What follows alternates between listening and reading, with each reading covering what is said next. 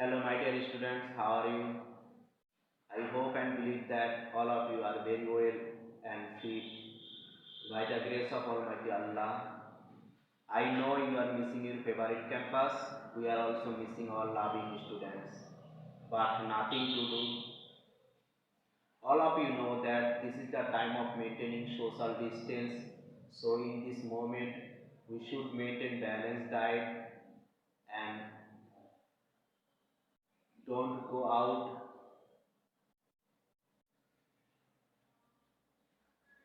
This virus is already spread out all over the country. This is a dangerous problem for all of the people. So we should take care of our health. Now I will help you and give some information and idea about the study so that you can continue your study at home. Hello dears, I am MD Billal Hussain, lecturer, Department English, Sultanpur Hanifia School and College. Now I will discuss about the most important topics about rearranging sentence. This is the most important topics for English first paper for class 9, 10 and SSC. It is very easy topics if you understand it very easily, and I hope all of the students follow the online class. If you follow the online class, all of the students can understand it very easily. Hello dear students, if you have any comments, please through the inbox. I will try my best to reply all the questions in the next time. Before going to the elaborate discussion, first of all we have to know about the clear idea about the rearranging sentence. This topic is most important. I have chosen this one because this is the most important topics for English past paper. Yet I have chosen this one so that you can understand it and give the correct answer in the examination. Okay, please dear students follow the whiteboard and listen very carefully so that you can understand the basic theme of rearranging sentence. Today I will discuss topics is rearranging sentence. Rearrange means পুনঃসজ্জিত বা পুনরায় সাজানো কোনো একটা এলোমেলো সেন্টেন্সকে পুনরায় আমরা কি করব সাজাবো, এটাই হলো কি রিঅ্যারেঞ্জ। অনেকগুলো সেন্টেন্স এলোমেলো ভাবে থাকবে, আমরা এটা কি করব সাজাবো। তো রিঅ্যারেঞ্জিং সেন্টেন্স শব্দের অর্থ হলো তাহলে কি পুনরায় সাজানো। তাহলে আমরা কি করব পুনরায় সেন্টেন্স সাজাবো। আর rearranging sentence there are two types of rearranging sentence. One is type 1, second is type 2. Historical event based rearrange, personal based rearrange. Type 2, abstract topics based rearrange, description based rearrange. Okay, তো দেখো historical event based রিয়ারেন্স হলো ঐতিহাসিক কোনো ঘটনা বা কাহিনী অবলম্বন করে যে রিয়ারেন্সগুলো তৈরি করা হয় এটাকে বলে historical event based রিয়ারেন্স। Personal based রিয়ারেন্স means কোনো ব্যক্তি সম্পর্কিত কোনো গুরুত্বপূর্ণ ব্যক্তি বা বিখ্যাত কোনো ব্যক্তি সম্পর্কিত যে বা তার জীবনী, এটাই হলো personal based রিয়ারেন্স। Abstract topic based রিয়ারেন্স, abstract topic based রিয়ারেন্স হলো যে রিয়ারেন্সগুলো কাল্পনিক বা ভাবমূলক, এগুলো হলো abstract topic based রিয়ারেন্স। Description based রিয়ারেন্স হলো কি যেটা বর্ণনামূলক কোনো ঘটনা বা বর্ণনামূলক কোনো বিষয় ভিত্তিক রিয়ারেন্সই হলো ডেসক্রিপশন বেসড, মানে কোনো বর্ণনামূলক বিষয় অবলম্বন করে যে রিয়ারেন্স গুলো তৈরি করা হয় এটা হলো কি ডেসক্রিপশন বেসড রিয়ারেন্স। ওকে, আর অ্যাবস্ট্রাক্ট বেসড টপিক বেসড রিয়ারেন্স হলো কি কোনো ভাবমূলক বিষয় অথবা কাল্পনিক কোনো বিষয়কে অবলম্বন করে যে রিয়ারেন্স তৈরি করা হয় সেটা হলো অ্যাবস্ট্রাক্ট টপিক বেসড রিয়ারেন্স। তাহলে আমরা কয় ধরনের রিয়ারেন্স পেলাম? রিয়ারেন্স তাহলে দুই ধরনের রিয়ারেন্স, একটা টাইপ 1 একটা টাইপ 2। তো দুই ধরনের রিয়ারেন্স আমরা কিভাবে সাজাবো কোহিরেন্স গুলো দেখো। তাহলে আমরা যদি কোনো হিস্টোরিক্যাল ইভেন্ট অথবা পার্সোনাল বেসড রিয়ারেন্স আসে তাহলে আমরা কি করব, এভাবে সাজাবো, এই সিরিয়াল ভিত্তিক। আর রিয়ারেন্স গুলো কি করতে হবে, সিরিয়াল ভিত্তিক সাজাতে হবে। আর এটার আনসার করতে হবে একটা বক্স করে, বক্সে সিরিয়াল করে এটা সাজাতে হবে। আর নিচে এলোমেলো সেন্টেন্স গুলোকে সাজিয়ে একটা প্যারাগ্রাফ আকারে লিখতে হবে। ওকে, তো দেখো আমরা তাহলে সর্বপাঠ হিস্টোরিক্যাল ইভেন্ট বেস অথবা পার্সোনাল বেসড যে রিয়ারেন্স গুলো আসে সেই রিয়ারেন্স গুলো আমরা কিভাবে সাজাবো, দেখো নেম অর টাইটেল। ওকে, সর্বপ্রথম আমরা কি করব, কোনটা সাজাবো, সিরিয়াল করব যে সেন্টেন্সটা দ্বারা নাম এবং পদবি, টাইটেল মানে কি পদবি, যে সেন্টেন্সটা দ্বারা নাম এবং পদবি বোঝায় সেটা সর্বপ্রথম লিখব। সেকেন্ডলি যে সেন্টেন্সের ভিতরে বার্থ অথবা প্যারেন্টেজ, কোনো জন্মদিন বা জন্ম তারিখ অথবা প্যারেন্টেজ পিতামাতা সম্পর্কিত কোনো বিষয় অথবা জন্মস্থান থাকে আমরা তখন 2 নম্বরে সেটা লিখব। ওকে, 3 নম্বরে কি লিখব, নাম্বার 3 প্রফেশন অর ম্যারেজ, কোন পেশা মানে কোন পেশা আছেন ব্যক্তি অথবা তার ম্যারেজ বিবাহ সম্পর্কিত কোনো বিষয়, এটা আমরা 3 নম্বর সিরিয়ালে লিখব। 4 নম্বর দেখো চিলড্রেন অথবা ছেলে সন্তান বা কোনো ঘটনা এগুলো থাকলে আমরা কি করব, 4 নম্বরে লিখব। 5 নম্বর আছে এক্সট্রাঅর্ডিনারি ডিড, তার এক্সট্রাঅর্ডিনারি মানে কি অসাধারণ কোনো কৃতকর্ম বা কর্ম বা কাজ বা ফলাফল, এটা হচ্ছে এক্সট্রাঅর্ডিনারি ডিড। এগুলো আমরা কয় নম্বরে লিখব, 5 নম্বরে লিখব। আর এগুলো আমরা সেন্টেন্স করে কি করতে, আইডেন্টিফাই করে নিতে হবে আমাদের। 6 নম্বরে ওল্ড এজ এবং ডেজ, 6 নম্বরে আমরা কি ইউজ করব, আমরা এই এলোমেলো সেন্টেন্সটা থেকে বের করব যে পারসন ওই ব্যক্তি সম্পর্কিত, ব্যক্তির বয়স এবং মৃত্যু সম্পর্কিত কোনো সেন্টেন্স আছে কিনা, যদি থাকে তাহলে আমরা ওল্ড এজ এবং ডেথ এর সম্পর্কিত যে সেন্টেন্সটা আছে সেটা 6 নম্বরে লিখব। ওকে, 7 নম্বরে দেখো হোমেজ অর ট্রিবিউট, কোন তার সমাধি অথবা সম্মান, তার সম্মানে কোনো কিছু প্রদান করা বা কোনো সম্মান অর্জন করা, রিসিভ যেমন নোবেল প্রাইজ অর্জন করা, এগুলো। ওকে, এগুলো হলো কি 7 নম্বরে আমরা লিখব।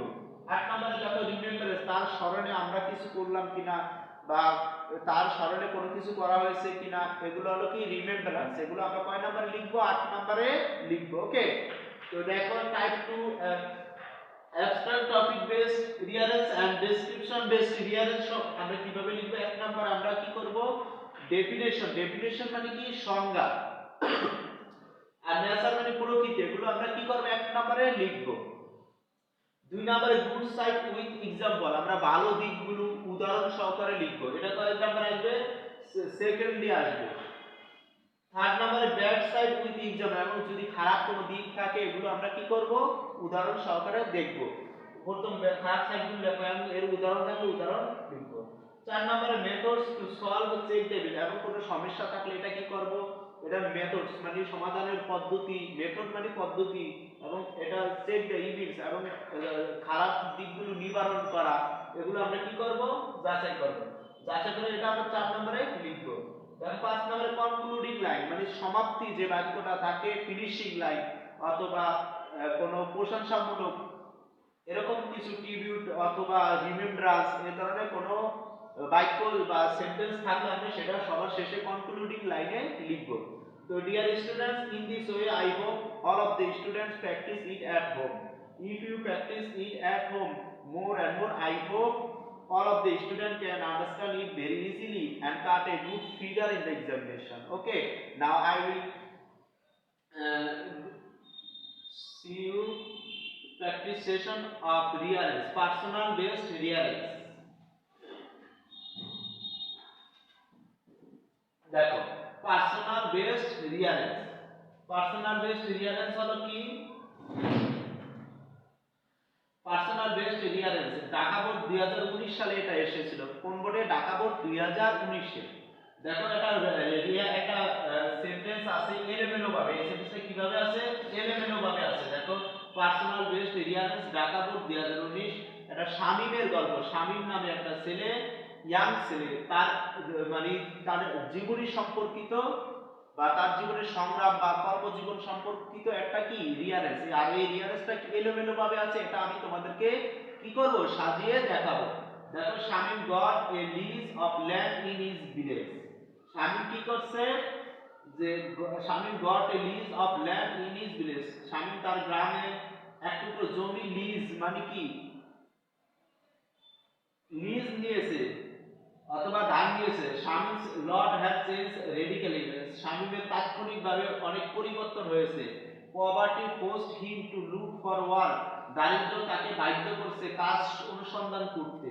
হি has also been raising hybrid cows for meat as well as to produce manure, সে কি করছে হাইব্রিড পশুপালন এবং জৈব সার উৎপাদনের কি করছে শুরু করছে বা উৎপাদন করা শুরু করছে। Shamim was an unemployed youth of an impoverished family, Shamim ছিল একজন কি বেকার এবং দারিদ্র সম্পূর্ণ পরিবারের একজন কি যুবক। Then he joined the training programme of youth development, তারপর সে কি করলো তরুণ ট্রেনিং প্রোগ্রাম মানে প্রশিক্ষণ কর্মসূচি মানে তরুণদের জন্য, তরুণদের উন্নয়নে এবং শাকসবজি উৎপাদন বা তরুণদের উন্নয়নে বা তরুণদের কর্মসংস্থানে যে একটা প্রশিক্ষণ কেন্দ্র আছে সেখান থেকে সে প্রশিক্ষণ গ্রহণ করে সে কি করছে ভেজিটেবল শাকসবজি চাষ শুরু করছে। He is now very happy to be self sufficient man, সে এখন খুবই খুশি আত্মনির্ভরশীল হতে মানুষ হওয়ার কারণে, আত্মনির্ভরশীল হতে পেরে সে খুবই খুশি।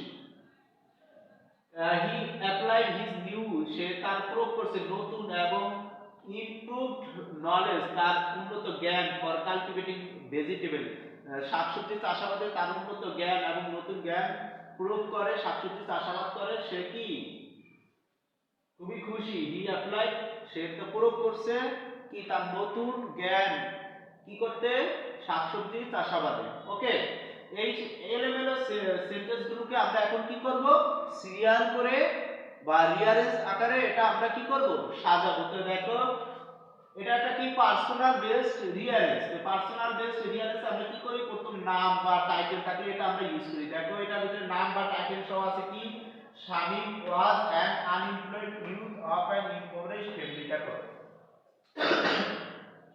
শামীম হলো একটা কি নাম এবং তার পদ্ধতি সে একটা ইউথ, আনএমপ্লয়েড ইউথ সে একটা কি বেকার যুবক, এটা তার পদ্ধতি। কেন সে এখন বেকার এবং বেকার একটা যুবক, তাহলে এটি এখন তার পদবি, কারণ সে তো এখনো কোনো জব করে না। যদি সে চাকরি করতে যদি চাকরি করতে তাহলে তার টিচার তার পদবি থাকতো বা সে ম্যাজিস্ট্রেট পদবি থাকতো, তাহলে এটার ভিতরে এখন সে একজন কি বেকার ইউথ, আনএমপ্লয়েড ইউথ, তাহলে এটা হচ্ছে তার আনএমপ্লয়েড ইউথ, এটা হচ্ছে তার নাম বা পদবি। তাহলে এক নম্বরে কি আসবে ই নাম্বার আসবে এক নম্বরে, তাহলে ই এখানে ই হবে। ওকে, তো দেখো তারপরে দেখো বলছে যে তার বার্থ বা প্যারেন্টেজ থাকলে যে poverty forced him to look for work, যে তাকে কি করছে দারিদ্র তাকে কি করছে বাধ্য করছে কাজ অনুসন্ধান করতে।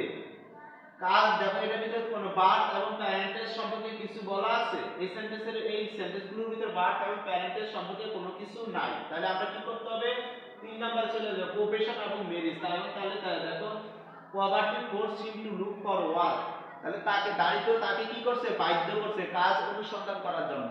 তাহলে এটা হচ্ছে তার কি কোয়েশ্চেন, তাহলে 3 নাম্বার 2 নাম্বার কি আসবে এই 3 নাম্বার আসবে 2 নাম্বারে সি।